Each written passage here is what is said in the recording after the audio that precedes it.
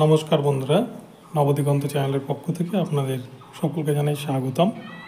তো বন্ধুরা, এই মুহূর্তের সব থেকে বড় খবর, আজকে কিন্তু কলকাতা হাইকোর্টে সিবিআইয়ের ওএমআর স্ক্যান কপির রিপোর্ট জমা দেওয়ার নির্দেশ ছিল কলকাতা হাইকোর্টের বিচারপতি রাজাশেখর মান্থার। সেই নির্দেশকে এবারে কিন্তু কার্যকর করতে চলেছে সিবিআই আধিকারিকরা। বিচারপতি রাজাশেখর মান্থার নির্দেশ মতো আজকে কিন্তু কলকাতা হাইকোর্টে ঠিক এই মুহূর্তে রিপোর্ট জমা করলো সিবিআই।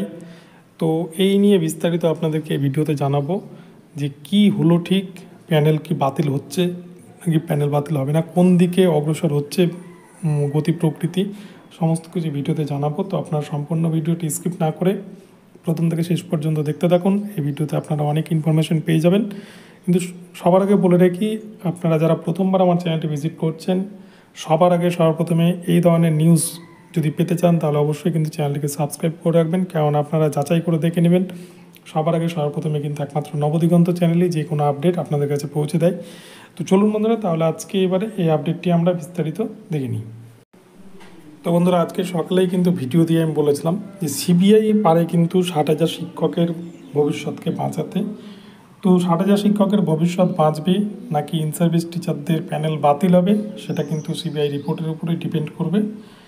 আজকে কিন্তু কলকাতা হাইকোর্টের ঠিক দুপুর 2টোর মধ্যেই 60 পাতার একটি রিপোর্ট জমা করেছে আজকে কিন্তু কলকাতা হাইকোর্টে। এই রিপোর্টে কি আছে তা আমরা কেউ জানি না, এটা কিন্তু আমরা দেখতে পাবো ঠিক কিছুদিন পরেই, যখন বিচারপতি মান্থার এজলাসে মামলাটি উঠবে।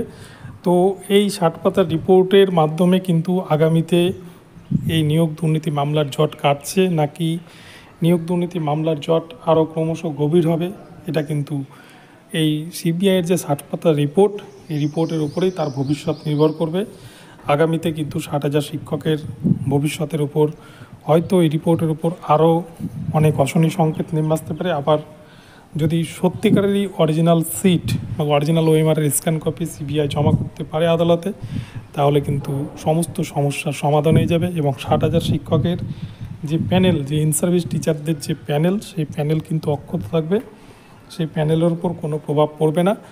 কিন্তু যেহেতু সিবিআই রিপোর্ট জমা করেছে 60 পাতার, সেক্ষেত্রে কিন্তু মনে করা যেতেই পারে যে ওএমআর দুর্নীতি মামলা নিয়ে যে সমস্ত রিপোর্ট, তারা হয়তো এর আগে 264 পাতার যে রিপোর্ট জমা করেছিল তার সাথে কিন্তু রিলেটেড অনেক বিষয়বস্তু হয়তো সেই রিপোর্টে থাকতে পারে। আবার কিন্তু বেশ কিছু নতুন বিষয়ও হয়তো তদন্তে উঠে আসতে পারে, সেই বিষয়গুলো থাকতে পারে। তো আগামীতে দেখা যাবে, আমি পরবর্তীতে অর্ডার কপি আপলোড হলে আরও বিস্তারিত ভিডিও আপনাদেরকে জানাবো। এখন এটুকুটাই কলকাতা হাইকোর্টের নিউজ রুম থেকে এই আপডেটটুকুটা পেয়ে আপনাদেরকে আমি এটুকুটা জানালাম। তো ভিডিওটি যদি আপনাদের ভালো লাগে তাহলে চ্যানেলটিকে কিন্তু সাবস্ক্রাইব করে রাখবেন, আর প্রতি মুহূর্তে নতুন নতুন আপডেট পেতে অবশ্যই চ্যানেলটিকে ফলো করতে থাকবেন। ধন্যবাদ সকলকে।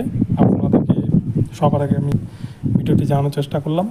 তো প্রতি মুহূর্তে চ্যানেলটিকে নজর রাখুন নতুন নতুন আপডেট পেতে।